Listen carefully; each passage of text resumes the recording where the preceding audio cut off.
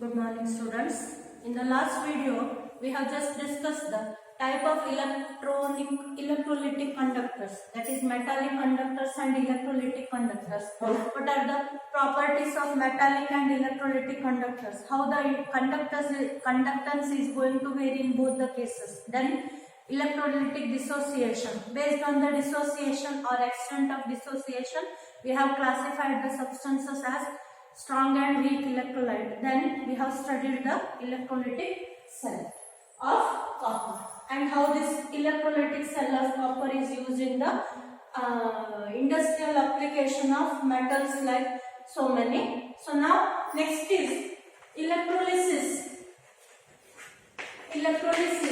and products of electrolysis.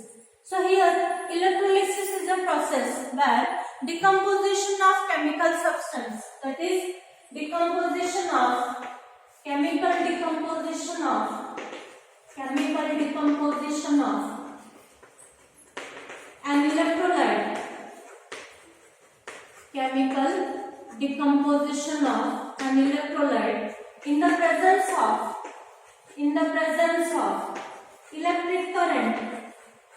in the presence of electric current is called as electrolysis. The process of chemical decomposition of an electrolyte in the presence of electric current is called as electrolysis. This electrolysis process is carried out in a specially designed cell called as electrolytic cell. Okay, the cell is called as electrolytic cell. It is made of either glass or any suitable plastic material.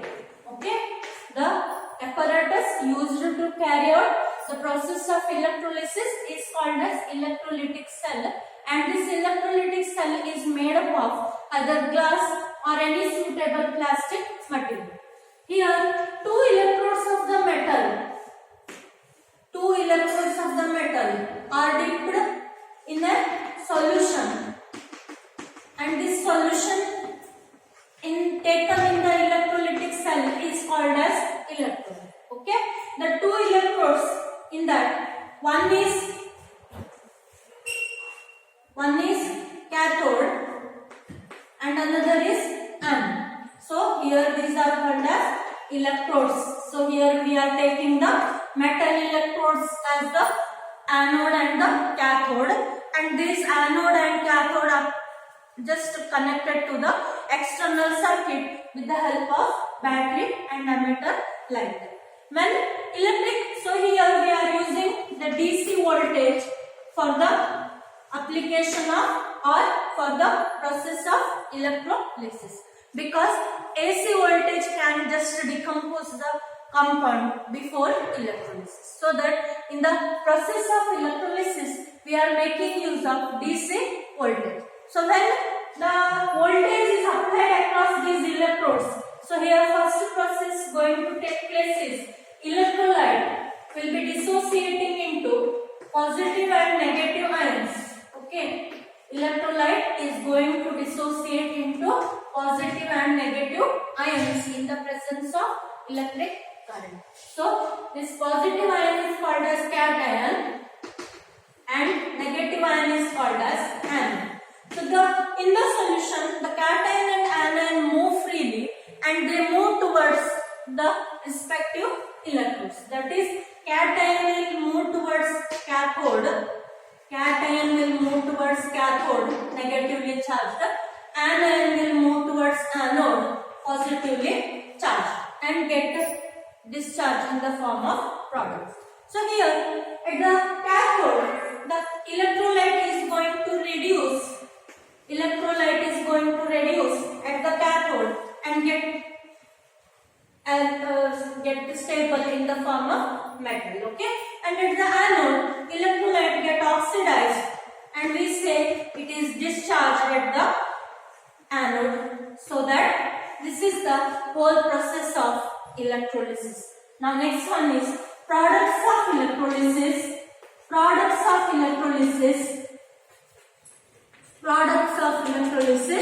So here products of electrolysis will depend on four factors. That is, first one, nature of material nature of material being electrolyzed. Nature of material being electrolyzed. That is, if it is a strong electrolyte, then the conductance or current carried by the electrolyte will be more, and if it is a weak electrolyte, then current carried out by the electrolysis process is less. Second one, nature of electrodes. Nature of electrodes. So this nature of electrodes can be classified as, nature of electrodes can be taken as inert electrodes or reactive electrodes. So in the inert electrodes, we are selecting platinum or gold. Okay. So here in the inert electrodes, these inert electrodes are going to act as source or sink of electrons. Source means they act as a place to store the electrons, and they act as place to liberate the electrons. One side electrons will be liberated and another side electrons will be transferred. So that these inert electrodes are going to act as either source or sink of the electrons. Okay, and these inert electrodes will not participate in the chemical reaction. But if reactive electrodes are present, like FeCu, like that. So say for example, if I am going to just electrolysis zinc sulfate solution by using Fe or Cu, then there will be reaction of this electrode, reactive electrode, in the corresponding electrolyte, so that the products of electrolysis will be different from the assumed. Here, if the electrolysis is carried out by reactive electrodes like FeCu, like that, so in that case, the cell electrodes will be participating in the cell reaction, and products of electrolysis will be different from whatever we have assumed. Or so what are the actual products? We are getting the products other than the actual. Okay. So now third one, oxidizing and reducing power. Oxidizing and reducing power. Oxidizing and reducing power of the electrodes.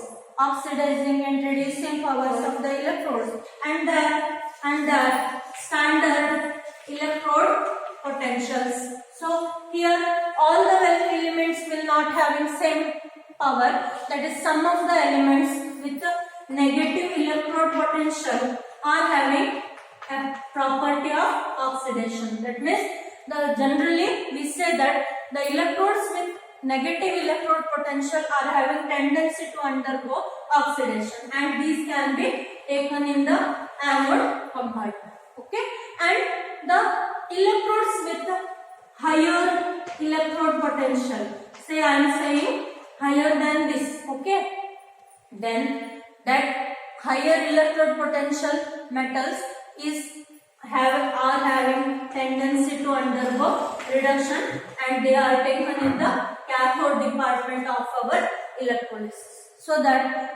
our products of electrolysis depend on these factors. First one, nature of material being electrolyzed. Second one, nature of electrodes. Third one, oxidizing and reducing power of electrodes. And the last one is their electrode potential. Now next part, electrolysis of NaCl.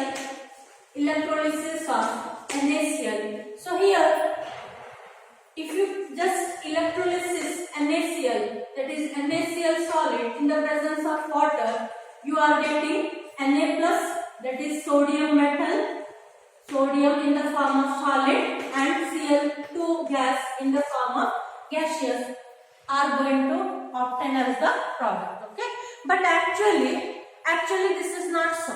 That means actual electrolysis of sodium chloride will not give the products as sodium solid metal and chlorine gas, but actual hydrolysis or electrolysis of sodium chloride will yield the product as NaOH solid plus H2 gas plus Cl2 gas. Now let us see how these products are going to obtain in the process of electrolysis. So here, when NaCl is dissolved in water, first step, when NaCl is dissolved in water, it will dissociate into Na plus and Cl minus ions. Okay, as Na plus is a cation, it will be reduced at the cathode by the reaction. Say this one, that is at the cathode Na plus is going to reduce, and at the simultaneous Cl minus aqueous plus is going to just convert in the form of amine. But these are the not actual reactions. Okay, when NaCl is dissolved in water, along with NaCl we have water also. So here at the cathode there is competition between, in the solution we have ions of Na plus, Cl minus, H plus and OH minus. So that at the cathode there is competition between the two reactions. Okay, competition taking place between the two reactions,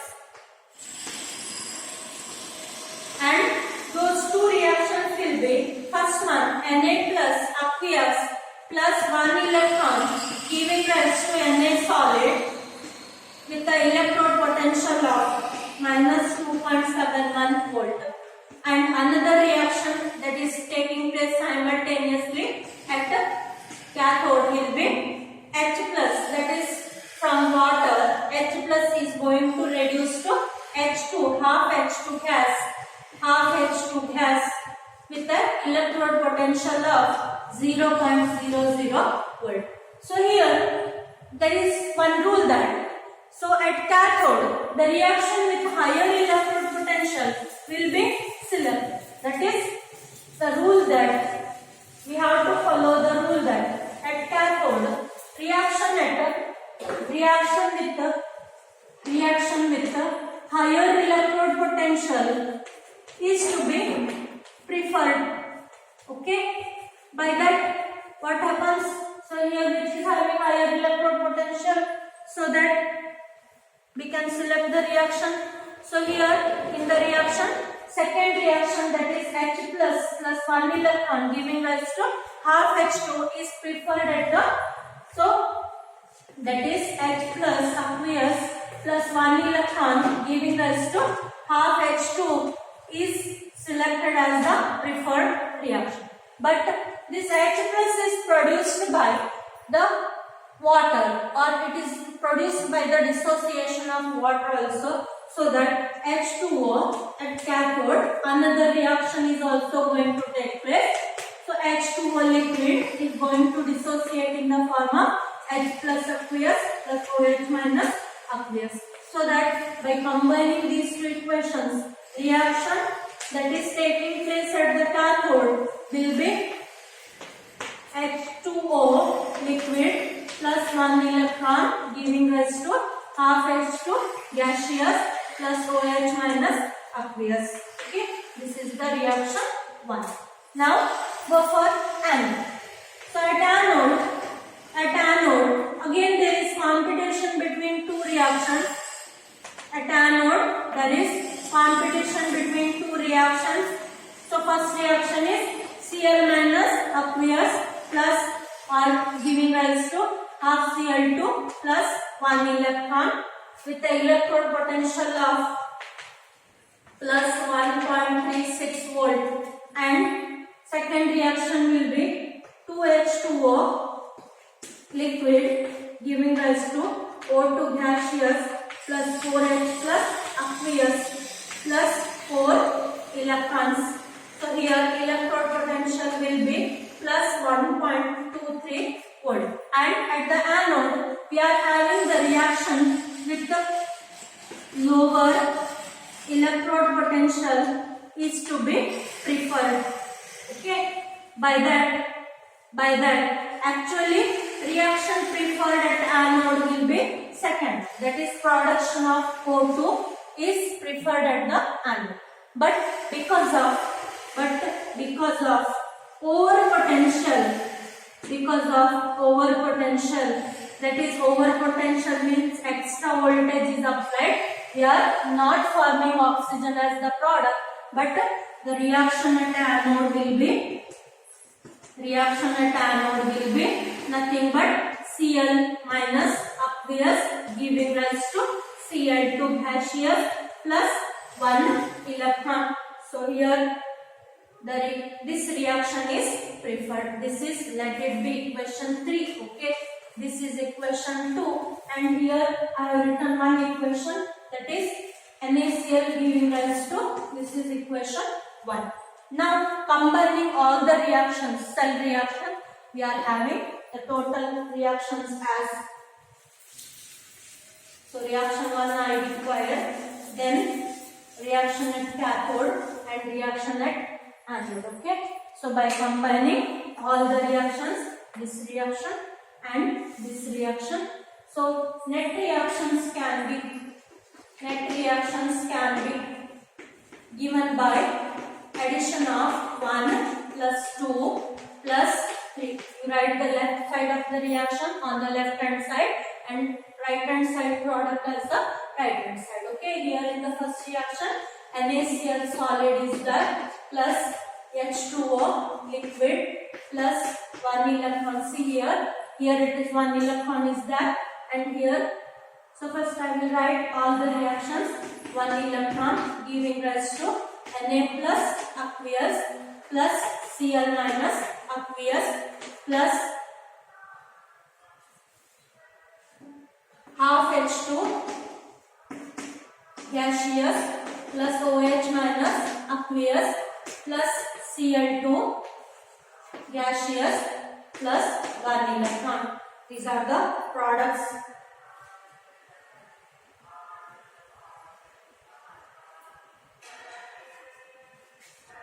So here, what are the quantities to be removed? Just to remove that one. Okay. Third reaction is Cl minus plus Cl minus aqueous is going to give this type of the products. Now I have added all the 3 equations. This from equation 1, this from equation 2, and this from equation 3. And right hand side, these 2 from equation 1, these 2 from equation 2, these 2 from equation 3. Now cancelling the common factors, Cl minus get cancelled and A1 electron get cancelled. Remaining product will be, net reaction will be NaCl up solid plus H2O liquid giving rise to NaOH. I will combine Na plus and OH minus NaOH aqueous or solid plus half H2 gaseous plus half Cl2 gaseous, and this is the products of electrolysis.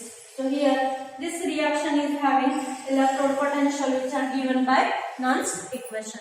In the CET, you may have the questions like what are the products of electrolysis? Option A, Na plus sodium metal and Cl2 gas. Option B, NaOH, half Cl2 and half H2, like that. And if you are giving this answer, then it is wrong. Okay, but because in the actual electrolysis process of sodium chloride, we are getting the products as NaOH solid plus H2 gaseous plus Cl2 gaseous. Okay, now I will move for the next concept.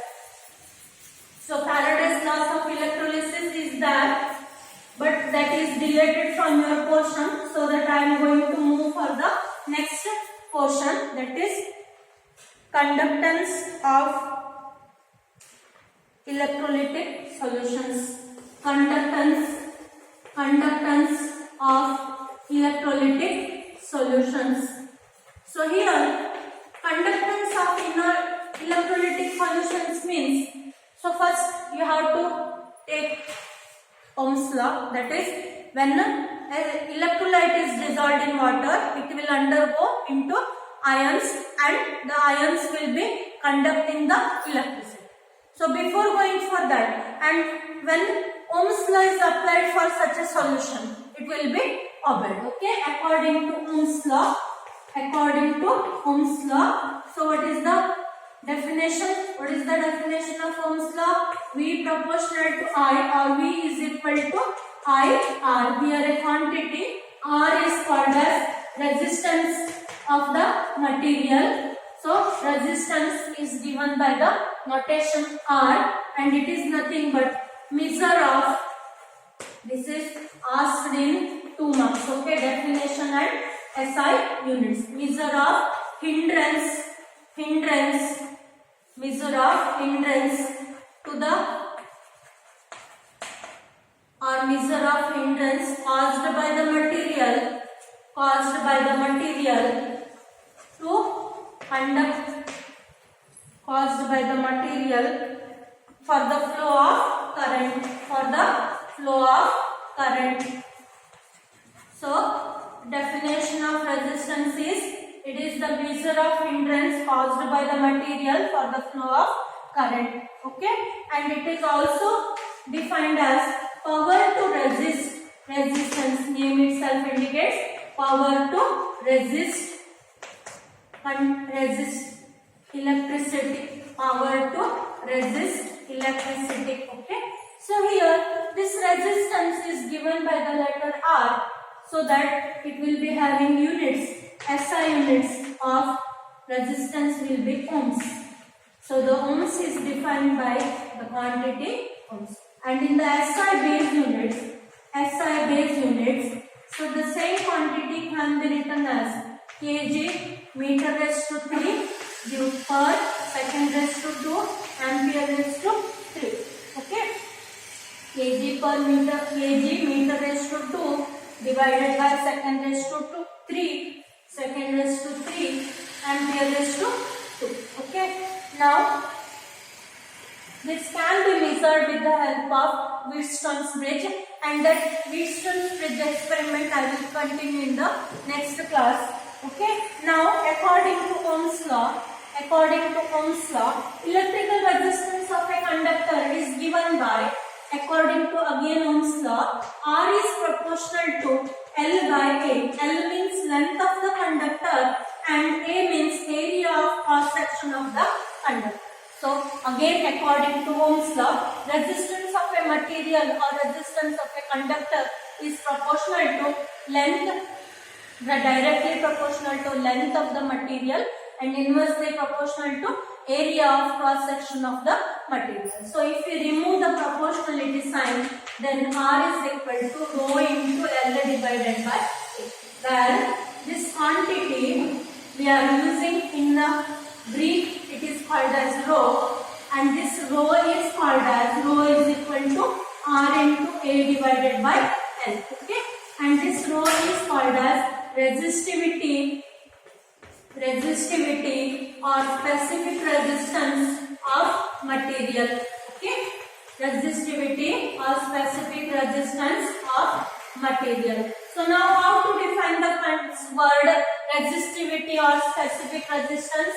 So see here, when length of the material is 1 meter, area of cross section of the material is 1 meter, then we can say that rho is equal to R. That is rho, that is resistivity or specific resistance of a material, is nothing but its resistance when the material is 1 meter long and area of cross section is 1 meter square. So now let us move for the units of resistivity. So that is units of resistivity. So here R is having units ohm, area is having units meter square, and length is having units meter.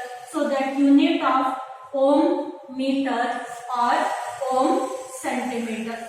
So it is defined by the term ohm meter or ohm centimeter. Okay. Now one conversion factor is that 1 ohm meter is equal to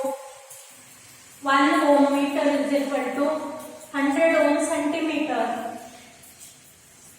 One conversion factor is that 1 ohm meter is equal to 100 ohm centimeter, or 1 ohm centimeter is equal to 0.01 ohm meter. Okay, so this is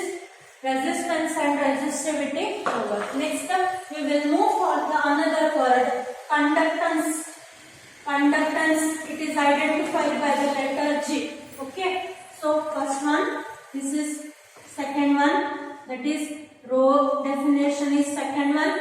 Now we will move for the third quantity or third terminology, that is conductance. It is the power of a conductor, power to conduct electricity, power to conduct electricity, and it is reciprocal of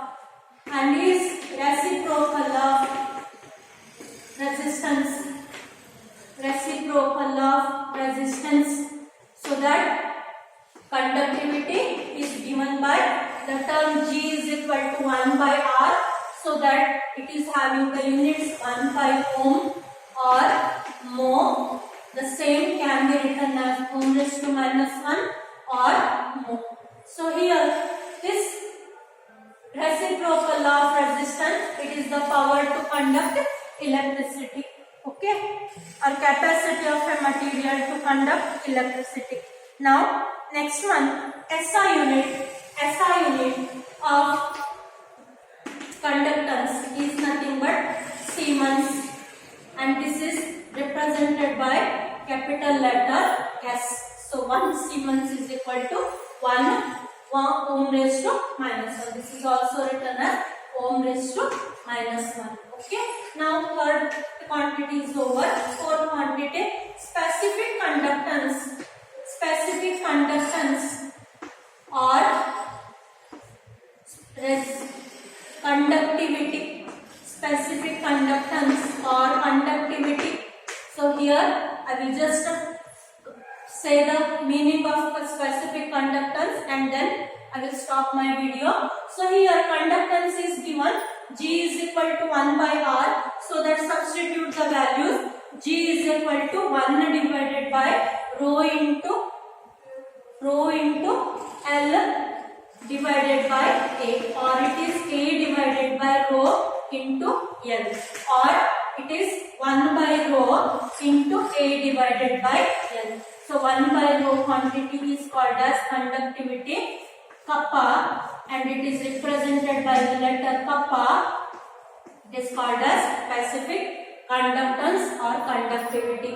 So here it is equal to kappa is equal to